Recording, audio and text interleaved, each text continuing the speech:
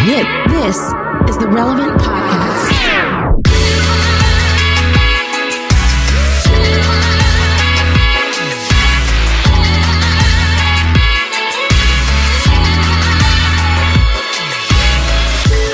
It's Tuesday, October 27th, 2020, and it's the Relevant Podcast, the pre-Halloween edition. Here in Orlando, I'm your host, Cameron Strang, and joining me from Loverland, Virginia, it's Jesse Carey. Hello, hello. From Nashville, Tennessee, artist, producer, mogul, Derek Miner. What's happening? Now, if you listened to Friday's show, you know that Jamie Ivey had to miss it because of an unexpected thing that came up during our recording time. And she's going to be on this show. That was the plan. But plans are meant to be changed. And sadly, once again, today, we will not be joined by Jamie Ivey. And sitting in for her is a worthy replacement from Nashville, Tennessee, Relevant Senior Editor Tyler Huckabee. Howdy, folks. Buckle up. Guys, I'm feeling on pins and needles. I'm feeling good. I'm feeling hyped today. I made a new discovery that's really going to be a game changer for my entire life. Right? Okay. Last week, and I've heard LeBron James advocate for this. Yeah. He's a big fan of Taco Tuesday. You always see on Instagram. Taco Tuesday. Yeah, he's a big fan of Taco Tuesday. Yeah. So we did a Taco Tuesday last week. Yeah. And we had people over. We, right after work, started getting tacos ready, put music on, and everyone hung out super late. And we were eating nachos and consuming things that you consume with tacos on Taco Tuesdays. Sure. Yeah. Soda. And it was like another Friday night, right in the middle of the week, right at the beginning of the week. It's like we just got off the weekend. You had Monday. Monday's you got to get through the Tuesday work day. Tomorrow's hump day. It's like throwing a Friday night right in the middle of the week. I think it's going to be a thing now. I get the Taco Tuesday thing. But when you went to work on Wednesday, were you feeling, No, I felt fantastic. Like, man, that was worth it. That was worth staying up late and eating tacos late at night. Like, it gave me something to look forward to. It's a game changer, guys. I challenge each one of you to next week, go all in on a Taco Tuesday. Just pretend it's a Friday night. But you invite people over and stuff. Yeah. You throw a party. Yes. See, that seems like a lot of work. I don't know. Again, it's a text, and people tacos. Yeah, come on by. Like, who's not going to come over? Who's not going to do on tacos? All right. Derek, what are your feelings on Taco Tuesday? I love Taco Tuesday. Taco Tuesday is it's a Friday night in the middle of the week. Bro, I don't care. Like it tacos. I think tacos is a top 3 food of all time. Mm-hmm. Period. Behind what? Rank them. I have to give pizza number 1. Okay. Pizza's definitely number 1. We're throwing health considerations out of the window. If you can eat everything in this list is healthy. Yeah. Everything. Yeah. Okay. So for me, I'm going pizza, and then next I'm gonna go cheesecake. Oh. And then after that, I'm gonna go tacos. So you got a sweet tooth. Yeah. I'm just saying. Listen, guys. Taco Tuesday, game changer. Friday night, jammed right in the middle of the week. You're gonna love it. You're gonna love every minute of it. Let's get it. LeBron only does it, at least on his social media, he only does it during the off season when he's got time. Sure. Well, thankfully, we're not in the NBA. Yeah, thankfully, I'm not a professional athlete. I know a lot of people see the physique, they see the charisma. They're like, that guy's got to be a pro athlete. It's shocking, but no. And so it doesn't really matter. I can have Taco Tuesday whenever really going to be no professional consequences for me, unlike LeBron. Are you a crunchy shell guy, Jesse? Last night I did one of each, and that was another good not choice. Crunchy shell. What? That's not a taco. I did one crunchy shell, one soft. What are you, 10? No. You guys are hating on crunchy shell tacos? We are hating on crunchy shell tacos. Real men have soft shell. Crunchy shell tacos, it feels like a fast food thing to me. Crunchy shell tacos is a white invention. Okay, so you don't eat nachos? None of you guys eat nachos? No one in Mexico. Nachos are not tacos. Nachos are not tacos. Nachos. That's not side authentic. Of nachos for the crunch. Listen, propaganda is my best friend. I have to defend soft shell tacos here in authentic Mexican food. Bro, we are not eating that crunchy taco stuff. Crunchy taco is nothing but a well-designed handheld nacho. And prove me wrong. Prove me wrong that's not all it is. Okay, so here's my guilt. This is my guilty pleasure. Does. This is my guilty pleasure, and I know that I'm probably going to take heat from this. I'm sorry, propaganda. I'm sorry, all my Hispanic friends, my Mexican friends. I'm sorry. But the Dorito Locos taco from Taco Bell is crack. Real talk. That mug is crack. talk. I know that is not real beef. It doesn't matter. I know Good, that's an abomination. But dog, that And you joint is taste it. crack. And I'll say this too. You taste that thing all day. You eat it at noon. You eat it at noon. It's a gift that keeps on giving. Before bed, you're still tasting it. You go to sleep still tasting that. Derek, you know I'm telling the truth too. You telling the truth, you can use a gallon of Listerine, and you're going to taste that taco all night. Yes, It's sir. a gift that gives throughout. It's a 24-hour half-life on the Doritos Locos Tacos flavor that just it somehow penetrates your taste buds, and it's good for 48. Only 20% of what is in it is actual food. I mean, that is like that stuff. That's some just chemicals latching onto your cells. That's all. You tell me how they invented a taco that you can taste for almost 2 straight days. You tell me. Wasn't there going to be a movie about the invention of the Doritos taco? Wasn't No, it? it's a movie about Flamin' Hot Cheetos. Flamin' Hot Cheeto. Flamin' Hot. That's right. Yeah, it's in the works. Well, we have a great show in store for you. Coming up later, we talk to multi-platinum singer-songwriter Ally Brooke. Our conversation veers toward talking about staying true to what you believe and how faith has been an integral part of her career. Stay tuned for that. Okay, coming up next, it's License. I'ma hit the moon, walk like I seen Tito. Man, a bumble song like President got veto. Got the sign up for the Vito, eh? I don't need to sign a release, I'm a Frito, man. This is the video game, this is simulation, man. How do you listen to Lane? They the imitation, man. Take an idea, live it. Take an idea, did it. Take an idea with it. Just look how we get it. Just look how we did it. Can't tell me we ain't. You're listening to Kanye West. The song is Na Na Na. It's growing on me, Derek. We only played a little clip last week. I think it's better than that clip. You like it? Right, I love Kanye, bro, but that mug is bootylicious. I'm gonna keep it real. All right. Well, today's show is brought to you by Samaritan Ministries. Let's be honest, talking about health insurance is not something anyone really likes to do. It can be confusing with lots of jargon, and who really knows what it's actually going to take care of. That's why Samaritan Ministries is a health care option you should consider. It's not insurance. It's Christians sharing healthcare costs and encouraging one another when there's a medical need. Here's how it works. You choose your healthcare provider. Medical bills are sent to Samaritan Ministries. They notify members to pray and send you money for your shareable bills. The money received is used to pay for the medical bills, and healthcare sharing is biblical and affordable. Samaritan members directly share healthcare costs with other members, and the cost for an individual can be as low as $75 a month. You can join Samaritan Ministries any time of year. Why not today? Samaritan members know that when an illness or injury happens, fellow members are there to support them. Learn more at samaritanministries.org/relevant podcast. That's samaritanministries.org/relevant podcast. Okay, it's time for Slices. What do you have, Jesse? Well, this week, there's probably a lot of people that are going to want to cozy up and watch a scary movie. It is that time of year, and a lot of people do that. And we actually had a pretty good discussion about horror movies recently, and that's why I wanted to bring this slice, because a Forbes magazine recently put together this study, and they had, here was the parameters. They found 50 people that would agree to watch 30 of what are considered some of the scariest movies of all time. And while they watched them, they all had to sit in a room, and they had a surround sound for one. They had to be hooked up to heart rate monitors and things like that.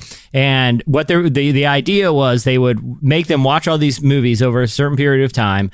And during each of the showings, all 50 of the people were strapped into things to monitor their vital signs. And so they looked at which movies made people's vital signs raise the hardest, the fastest, and the most consistently throughout the course of the movie to determine physiologically what movie is the scariest movie of all time. Interesting. Now, so we have 30 on the list. The top 3. Well, okay, so I'm going to give a hint for number 1, and then I'm going to another notable one made the top 2. But can anyone guess? I will say this: it is written and directed by someone who is a professing Christian and is the number 1 scariest movie of all time. I actually saw this study, so I do know the answer. So written by a Christian, you gave it away. It's The Conjuring. It is not The Conjuring. No.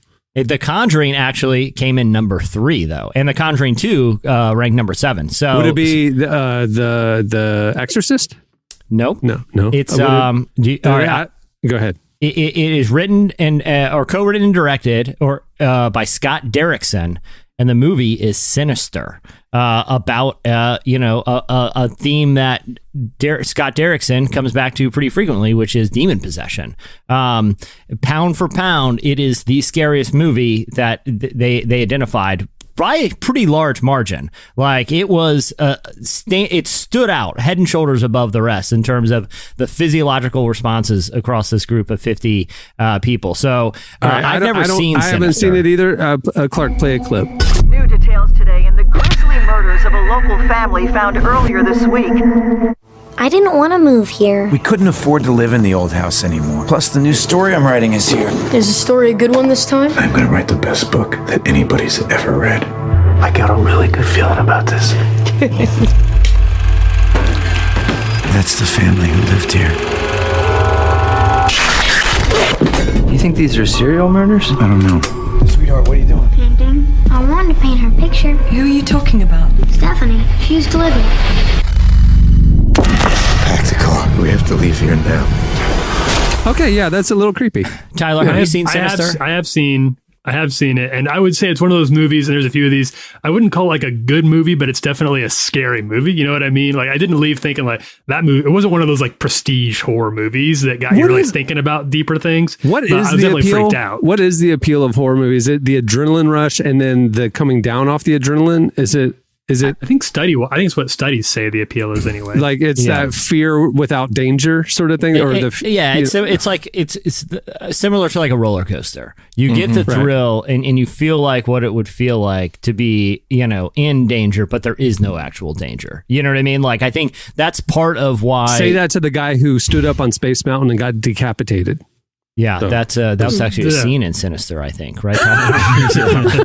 It's weird. What? No, I'm joking. No, it's true. It's true, man. That like Disney and the parks here in Orlando don't report. Oh, Disney doesn't report like injuries and stuff because they figured out a way to make their own city and their own regulations, and they don't have to publicly report it.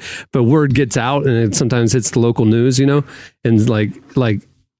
Idiots do things on roller coasters that they shouldn't, and then bad things happen. There's a movie called Tyler. You might have seen it. It's really weird, and I cannot recommend it. But it's a horror movie, and it's called Escape from Tomorrowland. And it was actually filmed guerrilla style. It's a horror movie that was filmed guerrilla style at Disney parks. And it's about this guy who starts having these weird delusions while he's at Disney World, and of people getting like mangled on the rides and stuff. And it goes really. Have you ever seen it, Tyler? I did see it. I think I saw it on your recommendation, actually. Yeah, he came out probably 10. Recommend it. Yeah, he came out like probably 10 or 15 years ago. But it was a guerrilla horror movie. But anyway, Disney is a scary place. But if people are looking for something terrifying, again, I haven't seen. Tyler, would you recommend Sinister? I read the premise this morning. I'm like, oh my gosh, that sounds terrifying. It's pretty freaky. It is pretty freaky, but it is. I like Scott Derrickson. I think he's a really thoughtful guy, and it's a good look at his brand of horror, but it'll definitely. I wouldn't watch it at night before you go to bed or anything. Yeah, but if you're looking for a spooky season, when do you watch horror movies? I thought that was the whole point. Well, this one's pretty scary. If you're looking for a good spooky season movie, that it would be like on the list of ones that I would say not only is this scary, but it depicts some it finds some interesting ways to talk about good and evil, which is what a good horror movie should do. Yeah. Interesting. Derrickson clearly approaches all horror movies from like a very moral universe that is important, which is obviously not true of all horror movies. Right. I love Scott. Scott is the GOAT. All right. What do you have, Derek? So right now, this is a little heavy. Over in Nigeria, there's a lot of civil unrest because of SARS. So back in 1984, there was a special unit put together. And this just reminds me I'm glad you brought this. Yeah, it reminds me of just America in a crazy way. But there was a special unit put together for robberies and crimes. And right now, the Nigerian people are protesting, trying to get it disbanded, and it's called SARS. And the protests have led to a level of civil unrest, which is crazy that now the police in Nigeria have been shooting at actual civilians. So, a lot of my my good friends over there have been asking me to speak about it, and I just want to make sure I brought it up on a relevant podcast for people to know. Like, definitely keep Nigeria in your prayers.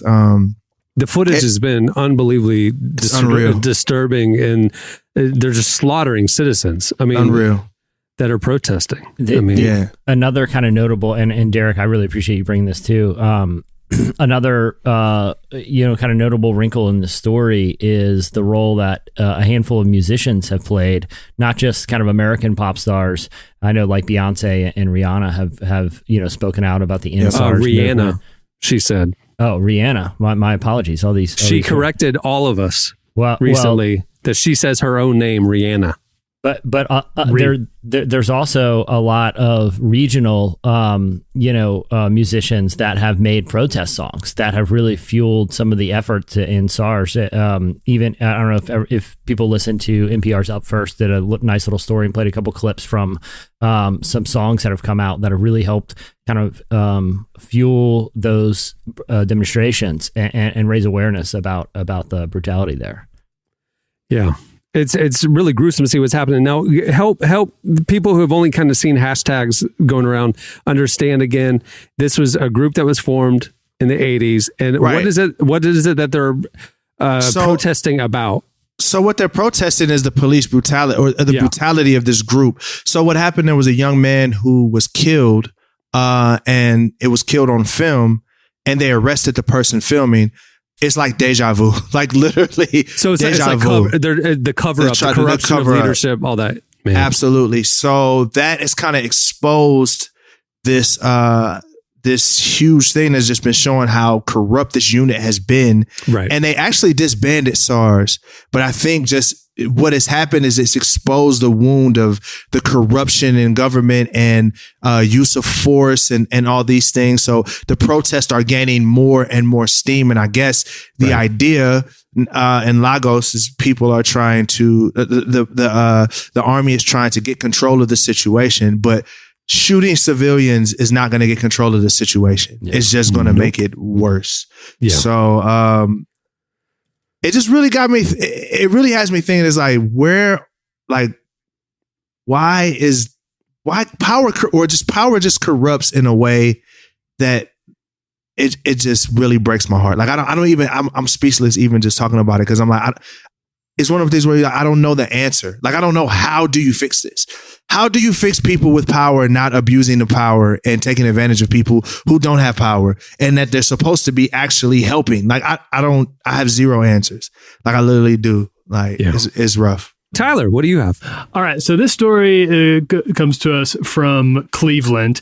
This happened outside at a little park that was outside of St. Barnabas Episcopal Church out there. There was a person who was taking a walk late at night, and this person saw a homeless person sleeping on a park bench and called 911 to report that there was a person who was asleep on a park bench and called the cops to go, shoot, scram, get out of here. Scat. This is a park. You can't just sleep here. Yeah. Police came, showed up, and what they found was that not only was this not a person, it was a statue of Jesus called Homeless Jesus. And it was supposed to raise awareness of Jesus's status as like a homeless person. And it had been erected just a few hours earlier. It had been I think they said it had been erected just about 2 hours earlier that day. And it did its job so well that the cops came to try to haul Jesus to jail for talking about proving a point. Oh my goodness, that's the most Karen thing I've ever heard. That's amazing. It's pretty on the nose as metaphors go. It was, and I actually need to amend this statement. It was not 2 hours, according to the priest of the church. Quote here. Within 20 minutes of the statue arriving, I was having a conversation with a very kind police officer because someone had called to report a homeless man sleeping on our park bench. 20 minutes. 20 minutes. Jesus didn't stand a chance. You don't mess with Karens in Cleveland. Jesus did not stand a chance. Oh, heck no. On a park bench? Quietly minding his own business? No. Not on my watch. Not on my watch. Wow. Oh, my gosh. All right. Well, that'll do it for Slices. Stay tuned. Ally Brooke joins us. I never care what people say. I live my life no other way. Yeah, we could die a million ways, but we're alive another day. Crashed a plane with you. We fell into the blue. You're listening to Shade. The song is No Other Way. Well, Ally Brooke is an author, a singer, songwriter, and former member of the multi-platinum pop group Fifth Harmony. She sat down with our very own Tyler Huckabee to tell us about her journey with fame, how faith has guided her career, and how to stay true to what you believe. Here is our conversation with Ally Brooke.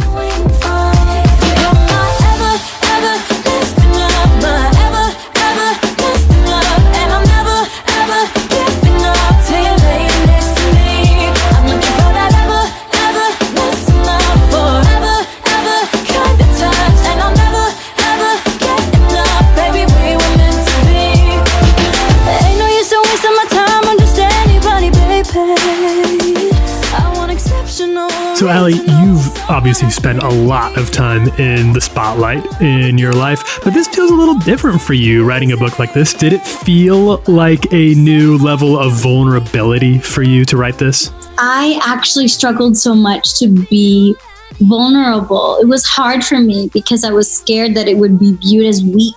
So even like on social media and stuff and in interviews, I would try to just be positive and keep it positive.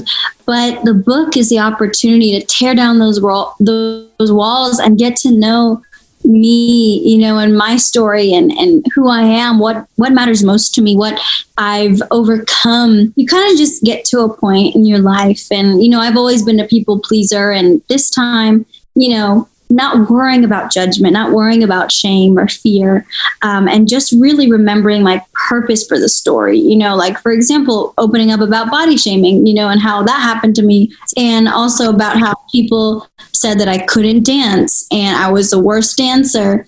That's, you know, it's stuff that you're like, it's kind of embarrassing. It's not prettiest, most glamorous moment. But, knowing that, stuff like that, and even some of my harder moments, like, you know, dealing with, you know, anxiety and the injustices of the business, and overcoming a lot of that, you know, feeling hopeless and rejection and in so many things, you know, opening up about that for the first time. This has the potential to help somebody, to help my fans who are going through the same thing or a similar situation, or who don't feel good enough, or who don't feel like they're going to come out on the other side. That is the beauty of being vulnerable and sharing it all. So something you've brought up a few times is talking about your purpose. What is your purpose? What do you think that? What do you mean by that? I feel like now, for the first time, I just feel like I'm really leaning into my mission in life, you know, and especially with everything I've been through, with everything I've seen in this business and overcome and seen in my life, you know, just the different miracles like God has performed in front of my eyes. It gets you to redirect your life and your focus. And for me, my purpose is, well, it's always been, you know, a dream in my heart to, through my music, number one, but also through my other passions like acting, like writing, like storytelling, writing a book, is how can I bring people joy? How can I bring people hope? How can I be a light? I've always wanted to be a light in this dark world and in this dark industry. And that is my purpose. If I can make someone feel valued, to feel special, to feel like not giving up, to feel empowered, that is invaluable. And that's what my purpose in everything that I do and all the projects I choose to be a part of is about, is making someone feel something beautiful and to feel like they matter and that they're loved. I'm talking to my own reflection. I'm talking to my own reflection. But I ain't talking about you. I'm talking to my own reflection. I'm talking to my own reflection. I'm talking to my own reflection. But I ain't talking about you. I'm talking to my own reflection. Mirror, mirror on the wall. Should I even turn the sky? Mirror, mirror on the wall. Should I even turn the sky? Mirror, mirror on the wall. talk a lot about in the book is body shaming, which is obviously something that you've had to deal with a lot in your life, as anybody on stage does, especially a young woman. How did you overcome that struggle?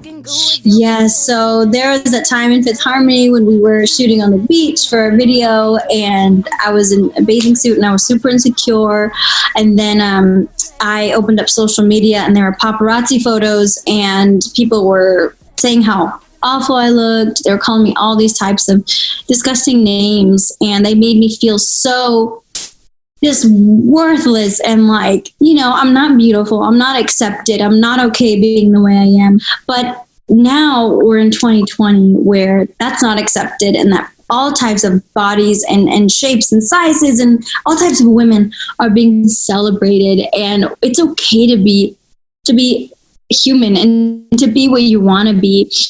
And that is something that's so comforting, because just knowing that hopefully my little cousins won't ever feel the way that I felt, and hopefully no other girl or even boy will ever feel like they're not good enough, like they're not valued. I hope that through that and overcoming that and choosing to believe in the positivity that I was getting, believing the empowering words that my fans and family and friends were telling me, being able to share to young girls that you're beautiful, you're fearfully and wonderfully made, and we're not all meant to be the same or to look the same, and we should embrace what we have and celebrate each other, because there's a magic in that.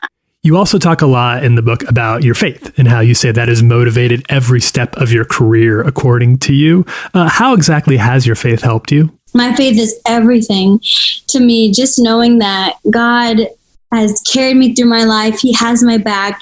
Jesus is with me and he loves me. And in times where I feel so worthless or so helpless, he's there to say, you are more than worthy beyond what you can even imagine. And just knowing that I'm not alone, overcoming, my mom's health situation with her scoliosis, this up and down, this emotional roller coaster of my mom found the right doctor and he performed surgery on her. And we had to pray that she would be okay, that she would come out of that surgery stronger and better. And she did, and she made an incredible recovery. And then just seeing like healing done in my family and also in my career when all the doors were shut in my face and I was in despair saying, God, what am I going to do? How am I going to get through this? I'm angry, I'm frustrated, I'm sad, feeling like all hope was lost. That little mustard seed of faith, he was there to rescue me in every situation of my life. And sometimes it was awful. I had to endure agony for years and years, but finding that light and knowing that was possible was the most beautiful thing. You are, and I don't think you'll mind me saying this, I think you even talk about it a little bit, but you're a role model to a lot of people, to especially a lot of young people. Obviously, nobody is perfect. Is it hard to be a role model to so many kids? Do you feel that pressure? It's funny because some people don't like being called a role model. And for me, I think it's a beautiful thing and special. Again, like acknowledging that, hey guys, I am not perfect. I've made many mistakes and I'll continue to make many mistakes. Please don't put me on a pedestal. But just feeling proud that, someone thinks that I'm an example or a good, artist for their kids to watch. I think that's a beautiful thing. And, my grandma and my mom and grandparents always told me, to be a role model and to take that with love. And that's what I've done, and again, nobody's perfect, but just knowing that people love and respect me and my music and my story and what I'm about, what my brand is about, is really special to me. So that I personally think it's really awesome and a gift. I'm not gonna leave you now. Oh no, it's gonna get better. I'm not gonna leave you now. Oh no, it's gonna get better. I won't leave you for a money man. No matter what we go through, I'm not gonna leave you now. Oh no, it's gonna get better. I don't know why you always think that I always think I'm not satisfied, that I'm tempted by kings with the finest of things. That was Ally Brooke. Make sure to check out her new book, Finding Your Harmony, wherever you get your books. Stay tuned. Up next, it's your feedback.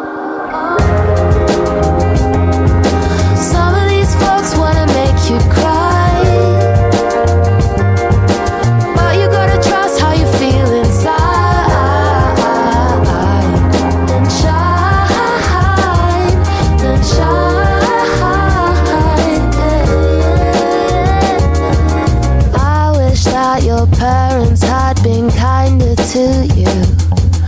They made you hate what you were. You're listening to Arlo Parks. The song is Green Eyes. Okay, it's time for your feedback. Last week, for the question of the week, Jamie told us her story about while she was a young mother, she found a way to have a free hour of babysitting every week, and she would go and give plasma. She'd make $35. She'd read a book. She'd have a snack, and somebody watched her kids. And we were like, wait, you weren't a college student? This was your actual kind of part-time income? And she owned it. She loved it. It was great. So we want to know from you what or maybe the most unusual ways you've made a little extra money over the years. You hit us up on Twitter at Relevant Podcast, and you posted or you sent us messages to the Relevant Magazine Instagram account as well. Here's a few of our favorites. Maurice Atkins, he said he did Christian rap for money.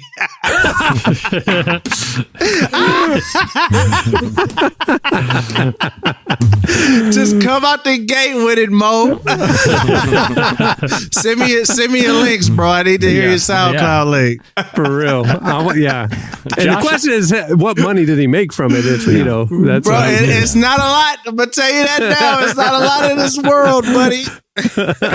Do something strange for a piece of change, baby. That's where it all went. Mo got it. Mo got it all. Mo got all of it and got out. Got out.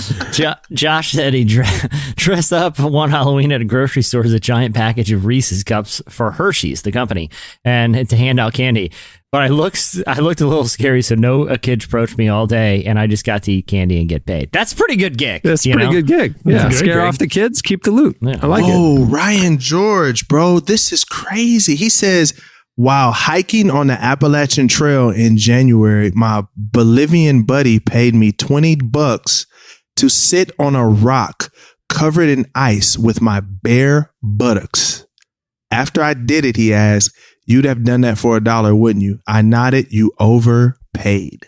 I feel like there's a lot more to this story that I just feel like we should just move on. That's the Cliff Notes. I'm not gonna lie. This is one of those stories. Have you not seen The Christmas Story? Like, imagine getting your butt like frozen to a rock. Once again, like, what the world? The less we know. $20 isn't going to fix your butt.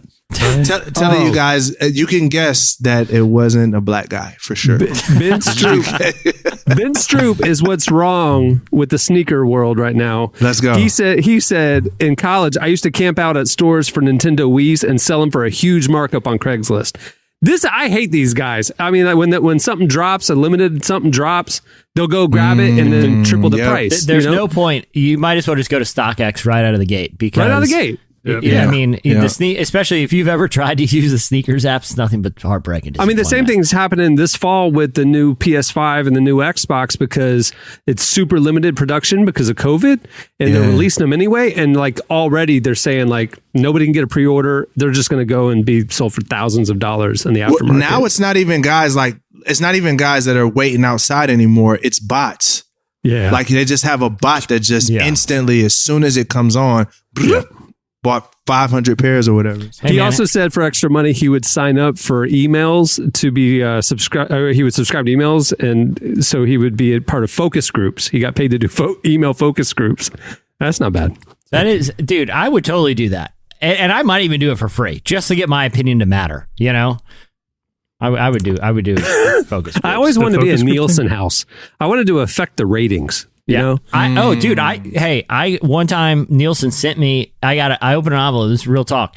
There was $1 bill in there. And said, I got it too. I did it. You filled it out. You filled it out, and we'll send you $5 more. I don't know if I ever got that $5, but I did fill it out. And I did too. I was like, if I do this good, maybe they'll select me for TV. And I rigged the system. It wasn't actually what I wanted to watch or what I wanted to watch. It was just I wonder how off. I wonder if there's some person that is listen, the world's strongest man competition should always be on ESPN2 in the afternoon. They get mine. They're like, this guy's watching. He's watching. He wrote it for every slot. More world's strongest man. Send him $5. All right. Well, there's more where that came from. Go check out the feedback on the Relevant Podcast Twitter account.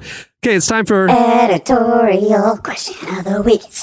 Our next Tuesday episode is Election Day, right? And so for this week's question of the week, we got thinking about the election. And if you listen to Friday's episode, almost every religious group had fair and free elections as a major concern. And it got us thinking about the electoral process and democracy in our nation. We want to know from you, how would you make things better? How would you improve our democratic election process for the future? Obviously, the Electoral College and everything was put in place a long time ago with a very different population and technology. And we just want to get your thoughts on how to make this better. I mean, like I think Maine is the first state to experiment with ranked choice voting, where, like you could see a system where there are 5 candidates on a ballot. You would rank them number 1 choice through your number 5th choice. Add up all the scores. Person with lowest score wins the election. Because what it does is it forces people. It makes everything more civil because no one wants to be the person ranked last. Because if you have higher points, so that's kind of like MVP voting on like the sports leagues and stuff, but it forces the AP poll for college football. It encourages centricism too, because no one wants to be the outlier. No one wants to be the person on the fringe trying to like disparage everybody else because you look like a big jerk, and that's a big problem. Because right now the system encourages polarity, right? Like strong feelings about one side or the other. This would encourage candidates to actually consider the opinions of people who think differently, because they're trying to get a consensus, not just blind allegiance. There's a lot of interesting things. There's a lot of things. Abolishing the Electoral College is obviously something that's been floated here and there.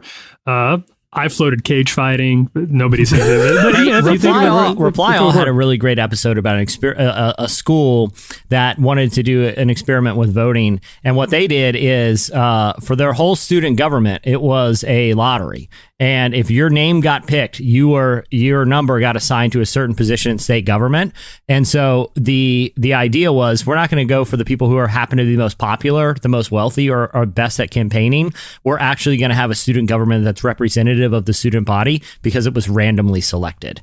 And I don't know if that would scale, but I think it's an interesting idea. Have you been to the DMV? Google picks their board every year or so, something like that. Don't they have a lottery at Google? I think there are a couple companies that have lottery positions on their board, because it the idea is it's more representative.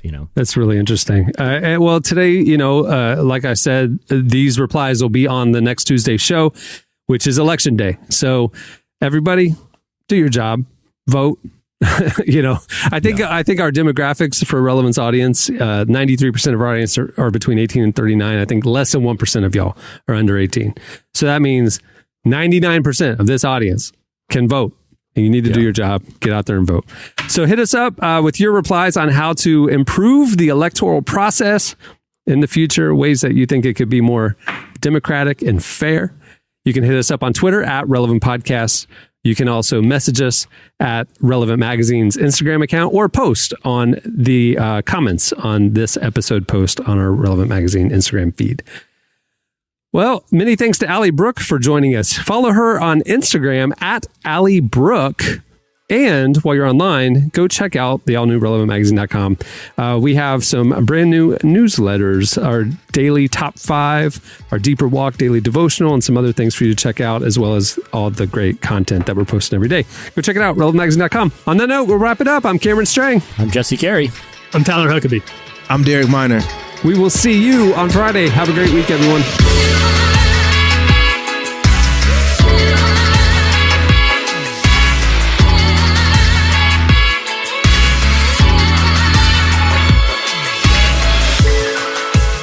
For listening to the Relevant Podcast. Check out our features, interviews, and news updates every day at relevantmagazine.com. And make sure to follow Relevant on Facebook, Twitter, and Instagram for the latest. For more great podcasts, browse the shows on the Relevant Podcast Network, which you can find at our site. And while you're there, don't miss the all-new era of Relevant Magazine. A new issue releases every other month at relevantmagazine.com.